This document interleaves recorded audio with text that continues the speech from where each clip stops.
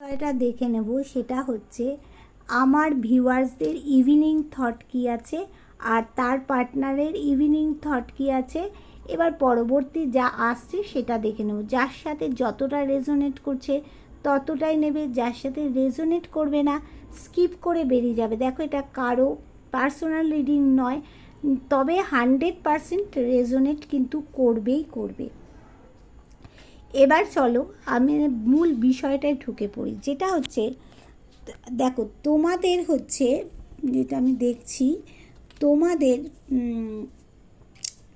তোমরা একটু উদাস হয়ে আছো, অজানা পথে তোমরা পা বাড়িয়েছো। সেখান থেকে কিন্তু বন্ধু সামনে বিপদ হতে পারে, তোমরা বুঝতে পারছো না কোন রাস্তায় যাবে কি করবে, কিন্তু তোমাদের সামনে গুড নিউজ আসবে। তোমরা অজানা পথে হেঁটো না, হাঁটলে কিন্তু সামনে বিপদ হতে পারে। এবার তোমরা অনেকেই আছো যারা মুভ অন করে গেছো, এবার মুভ অন করে গেলেও তোমাদের মনের মধ্যে কিন্তু মন বলছে যে আমার কাছে টাকা পয়সা ঘর বাড়ি সব কিছু থাকবে বা ভবিষ্যতে আমি করতেও পারবো, কিন্তু আমার কাছে ভালোবাসার মানুষের কিন্তু অভাব। দেখো, মানে মনে আনন্দ নেই, বডি ল্যাঙ্গুয়েজে আনন্দ নেই, মাথার মধ্যে খারাপ জিনিসগুলোকে তোমাদের বার করতে হবে। তোমাদের কাছে সব কিছুই কিন্তু আছে। এবার দেখো এখান থেকে তোমার পার্টনারের ইভিনিং থট কী আছে। তোমার পার্টনার হচ্ছে কেউকেটা মানুষ, সে নিজের থেকে কোনো দিন কল করবে বা কথা বলবে এরকম নয়। সে অহংকারী, প্রচণ্ড অহংকারী মানুষ একটা।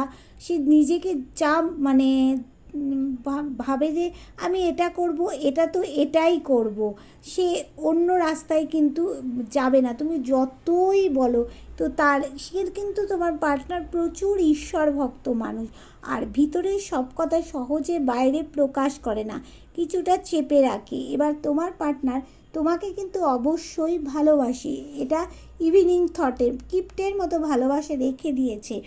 এবার দেখো সে তোমার পার্টনার কিন্তু মানে চাইছে কোর্ট কেসের মাধ্যমে ভালো মন্দ কিছু ডিসিশান বেরিয়ে আসুক, সেটাই চাইছে।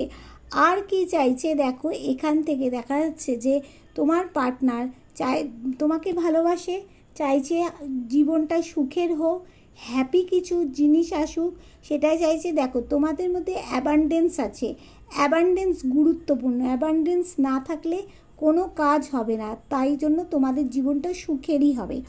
এবার অ্যাঞ্জেল কী গাইডেন্স দিচ্ছে, অ্যাঞ্জেল বলছে ইমপ্রুভিং হেলথ, সব দিক থেকে হেলথ বলো বলো সব দিক থেকে ইমপ্রুভ হবে, রোমান্স আসবে তোমাদের জীবনে, দ্য সিচুয়েশান উইল ইমপ্রুভ হবে।